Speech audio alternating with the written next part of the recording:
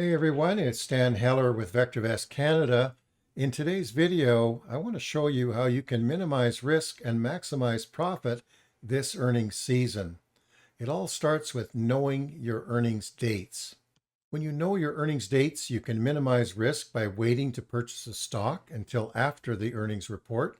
Or if you wish to be more aggressive and buy it anyway, you can put the probabilities on your side by studying how the stock performed after previous earnings reports, and you can look at other metrics such as earnings growth and sales growth, for example.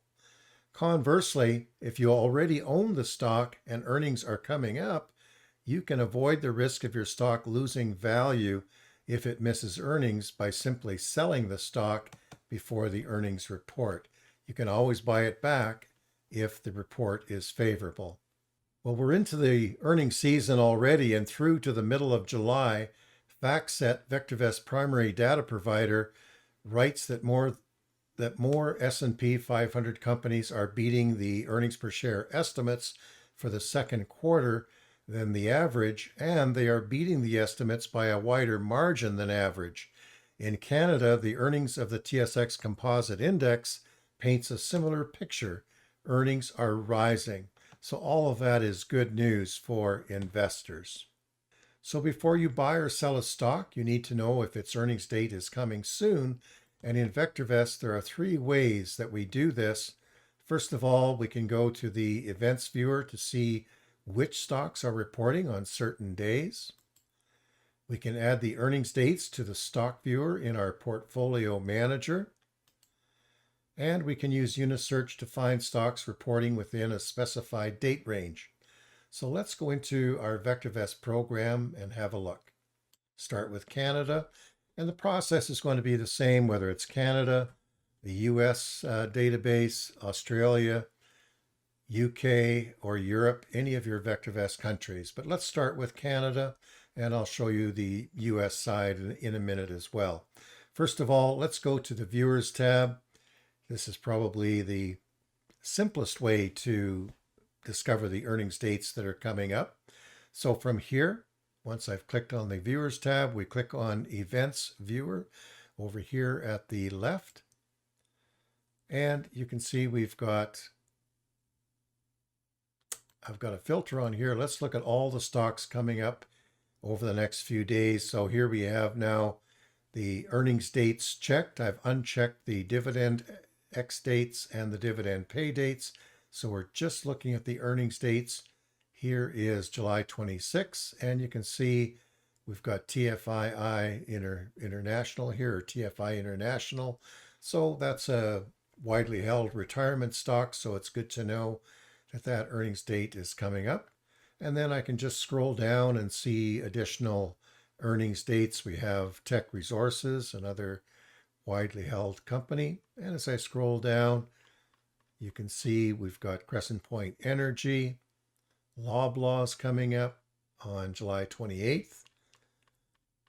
July 29th, we've got some more big name companies, IAG, for example, some gold stocks. Kirkland Lake is in here in London. So if we're thinking about buying these stocks, or we own them and we're thinking, what to do now, whether we should sell or not, we know that the earnings is coming up and we can do some additional research. We may want to take risk off the table. And here's July 30th, for example. We have Enbridge, Capital Power on the utility side, TELUS. So that's an easy way to identify earnings dates for stocks that are coming up in the next little while. You can also filter by an individual stock itself. So here's CP. Now CNR has just reported, so the next earnings report date is October 19th. Oftentimes a stock won't have that posted this early, but CNR does. So you can just simply type in any stock that you like. If you've got Suncor, for example, or you want to see when that earnings date is coming up, it's July 29th. That's how that works. You can also filter on any watch list. So for example, if you've put your stocks that you own into a watch list in VectorVest, You can just filter on that watch list. This, for example, is the master retirement watch list. And so here are the stocks in that watch list that have upcoming earnings dates. So that's the first method of discovering earnings dates.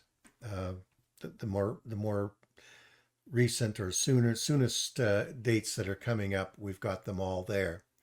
Now here we can also go to our portfolio manager, and I'll just click on VectorVest portfolios, for example.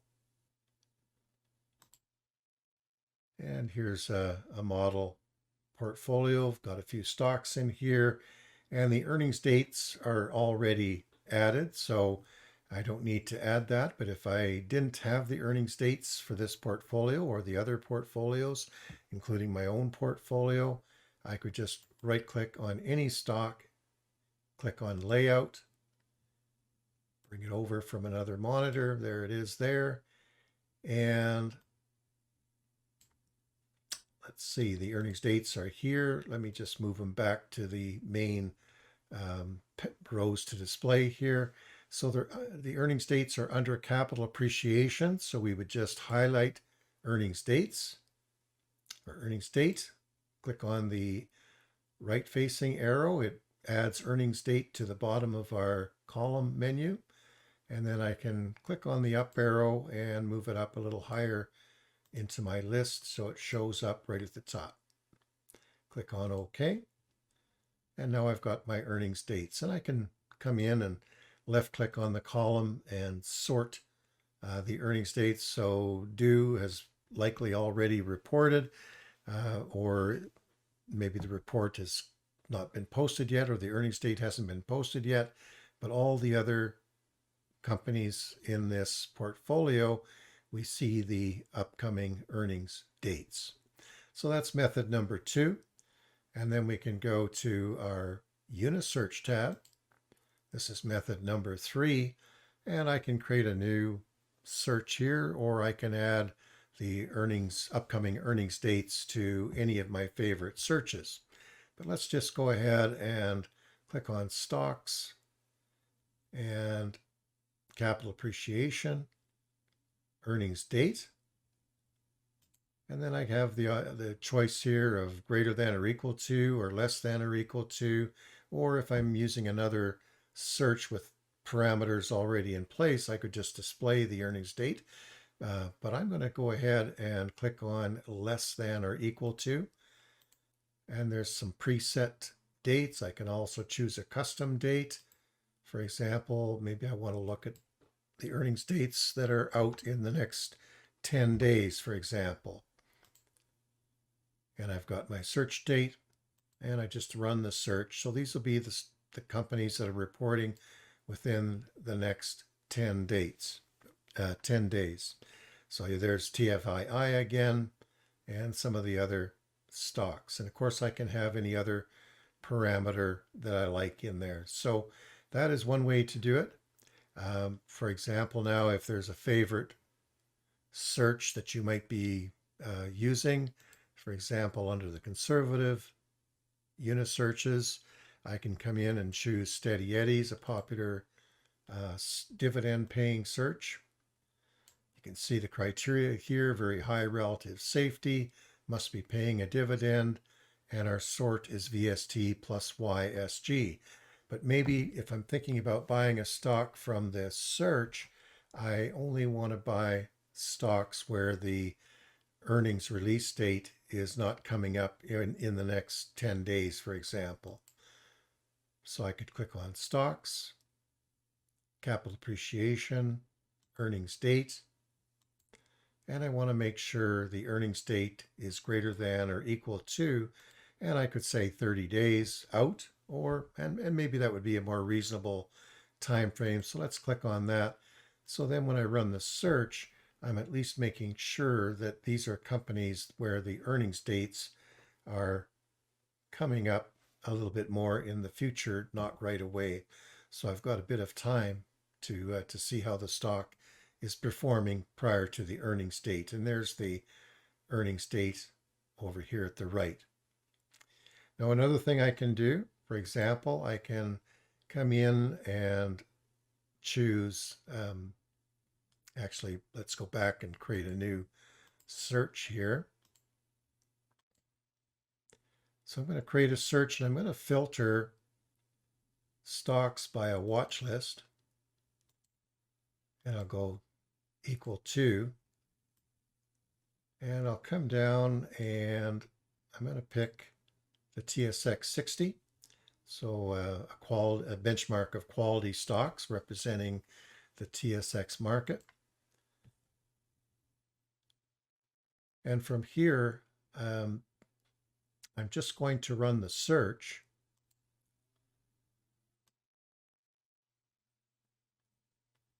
And you can see the stocks that are in the TSX 60. Now, if I only want to see the stocks, again, that have earnings coming up in the next 30 days, I would click on capital appreciation, earnings date, less than or equal to, and I would say 30 days. Still a fairly large list, but now I've got all my stocks. And from here, I'm going to just highlight the top stock, highlight the last stock in the list. And what I want to do is create a quick folio of these stocks. And I'll just type in TSX 60. And I'll make sure I check on long, click on OK. And I'll open the portfolio now. So now I've got this portfolio in Portfolio Manager. You can see it's come under this Portfolio tab. What I like about having the earnings dates in the Portfolio Manager for this index of quality stocks is now I can left click on the earnings date and I can see the most the earnings dates that are coming up the earliest in the list. So that just kind of helps me. I can kind of follow that process and with any other watch list or index that I wish to follow. So there's 3 ways that we are able to follow our earnings. So again, we use the events viewer. We add the earnings dates to the stock viewer in Portfolio Manager. We can use the unit search to find stocks reporting within a specified date, or we can only find stocks that aren't reporting within a specified date, such as 30 days or 60 days out.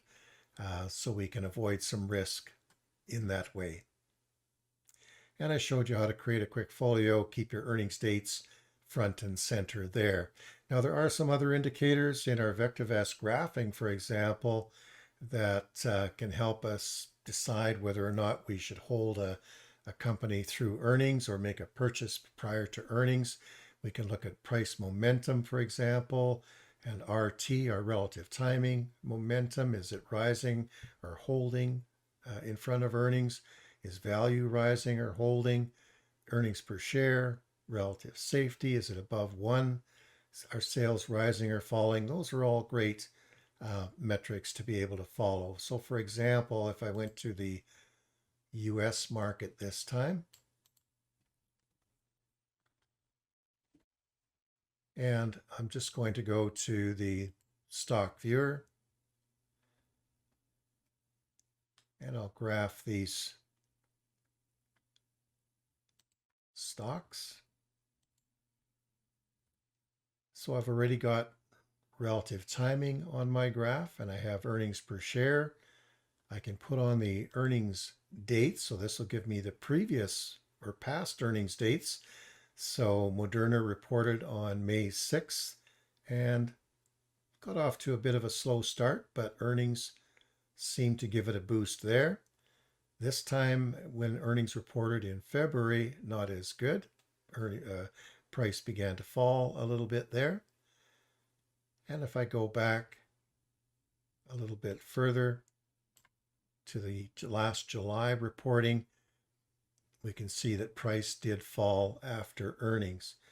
And I can add other metrics if I like. For example, under sales, I could add the sales growth, and it seems to be rising in front of earnings at this moment. And I can also add under capital appreciation the value, the current value of the stock. What is the company really worth? And it is rising. So that's a good sign. So I can add these metrics to our graph. I can add volume. Of course, I've got it on the bottom. Look at this over 6 months, for example. XPEL, the value is not rising and it is overvalued. Price is over the value, but earnings per share is rising nicely and sales growth is rising. So it might not be too great a concern to hold this stock through earnings or to purchase it in front of earnings. So obviously these are good quality stocks. Here's NVIDIA. Now they've just had a stock split, so I think the value is rising on that basis, but earnings per share is rising. BioNTech, another vaccine stock. Crocs, we have rising value, rising earnings, and they actually reported here on July 22nd. All right, so that's how you would use your graphs to, if you're doing some research to know whether or not to buy a stock or sell a stock in front of earnings, that would be a great approach. All right, and with that, we'll end our presentation. And again, if you like this content, please do click on the like button, or you can subscribe to our channel and help grow our presence on YouTube. Thank you very much, everyone, for watching.